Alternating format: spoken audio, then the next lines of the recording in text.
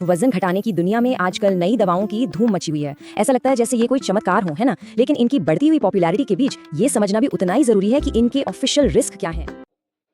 नमस्ते दोस्तों, आजकल कुछ नई दवाइयाँ आई हैं जिन्हें GLP-1 एनालॉग कहते हैं, जिन्होंने मोटापे और उससे संबंधित बीमारियों के इलाज में क्रांति ला दी। और ये दवाइयाँ पूरी तरह सेफ नहीं हैं, कुछ साइड इफ़ेक्ट्स हैं जो कि इलाज शुरू करने से पहले हमें पता होने चाहिए।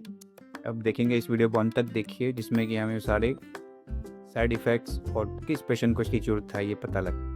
तो आज हम सीधे सोर्स पर जाएंगे, मतलब इनके ऑफिशियल लेबल्स को देखेंगे और जानेंगे कि वो असल में क्या बताते हैं। रिस्क को समझने का एक आसान तरीका है, इसे एक रिस्क फनल की तरह सोचिए। फनल का जो सबसे चौड़ा हिस्सा होता है ना, सबसे ऊपर वाला, वो साइड इफेक्ट्स जो सबसे ज्यादा लोगों को होते हैं, और ये हैं वो सबसे common side effects. Official documents में इन्हें बहुत आम बताया गया है। आप देख सकते हैं, ज्यादातर पेट से जुड़े हुए हैं, जैसे जी मिचलाना, दस्त, उल्टी, कब्ज, पेट दर्द और भूख कम लगना। हो सकता है आपने इनके बारे में पहले भी सुना हो। हाँ, पर यहाँ एक जरूरी बात है, ऑफिशियल डॉक्यूमेंट्स ये भी कहते हैं कि ये साइड इफेक्ट्स आम तो हैं, पर आम तौर पर बहुत सीरियस नहीं होते। ज्यादातर ये इलाज की शुरुआत में होते हैं और ज्यादातर लोगों में टाइम के साथ धीरे धीरे कम भी हो जाते हैं। तो पॉइंट ये है कि ये कॉमन है, पर अक्सर टेम्परेरी भी होते हैं। चलिए अब उस रिस्क फनल में थोड़ा और नीचे चलते हैं, लेवल 2 पर। यहाँ हम उन वार्निंग्स की बात करेंगे जो होती तो कम लोगों को है, लेकिन ज्यादा सीरियस होती हैं और जिन पर फौरन मेडिकल अटेंशन की जरूरत पड़ती है। दोनों ही तरह की दवाओं के लेबल पर एक बड़ी वार्निंग है, एक्यूट पैंक्रियाइटिस के बारे में। ये पैंक्रियास की एक अचानक और दर्दनाक सूजन होती है। डॉक्यूमेंट्स में साफ साफ लिखा है कि मरीजों को इसके लक्षणों के बारे में पता होना चाहिए, और अगर इसका जरा भी शक हो तो दवा फौरन बंद कर देनी चाहिए। एक और सीरियस रिस्क है हाइपोग्लाइसीमिया, मतलब ब्लड शुगर का खतरनाक रूप से कम हो जाना। और ये जानना बहुत जरूरी है कि ये रिस्क तब और भी बढ़ जाता है जब इन दवाओं को डायबिटीज की दूसरी दवाओं जैसे सल्फोनीलयूरिया या इंसुलिन के साथ लिया जाता है। तो मतलब कॉम्बिनेशन यहाँ बहुत मैटर करता है। इनके अलावा लेबल्स पर कुछ और सावधानियों का भी जिक्र है, जैसे उल्टी दस्त से डिहाइड्रेशन हो सकता है, जिसका असर किडनी पर पड़ सकता है। कुछ डायबिटिक मरीजों में डायबिटिक रेटिनोपैथी, जो आंखों से जुड़ी एक प्रॉब्लम है, वो और बिगड़ सकती है। और हाँ, जिन लोगों को पहले से ही पेट की कोई गंभीर बीमारी है, उन्हें इन दवाओं को बहुत सावधानी से इस्तेमाल करना चाहिए। अब हम आते हैं रिस्क फनल के सबसे गहरे और सबसे सीरियस लेवल पर, लेवल 3।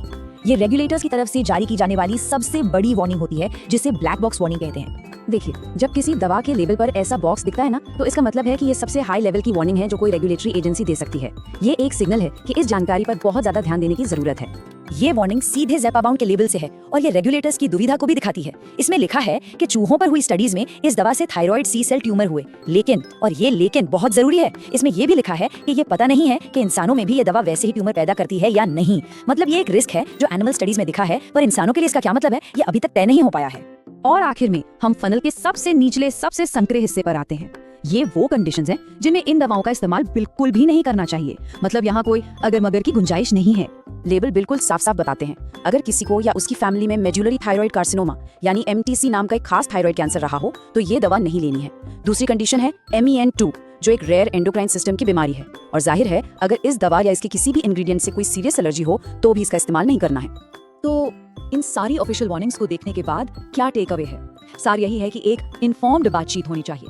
तो बॉटम लाइन ये है, इसमें कोई शक नहीं कि ये दवाएं मेडिकल साइंस में एक बहुत बड़ी कामयाबी हैं, पर ये सीधी सादी नहीं है। जैसा कि हमने इस रिस्क फनल में देखा, इसमें रिस्क की कई लेयर्स हैं, आम और हल्के साइड इफेक्ट्स से लेकर रेयर लेकिन बहुत ही गंभीर वार्निंग्स तक। तो बस हम आपको इसी एक आखिरी सवाल के साथ छोड़ते हैं। वजन घटाने का भविष्य यहाँ है, और ये बहुत एक्साइटिंग भी है, लेकिन ये सारी जानकारी जो सीधे ऑफिशियल सोर्स से आई है, वो ये साफ करती है कि ये एक ऐसा फैसला है जिससे इसके फायदों और जोखिमों को अच्छी तरह समझ कर ही लेना चाहिए।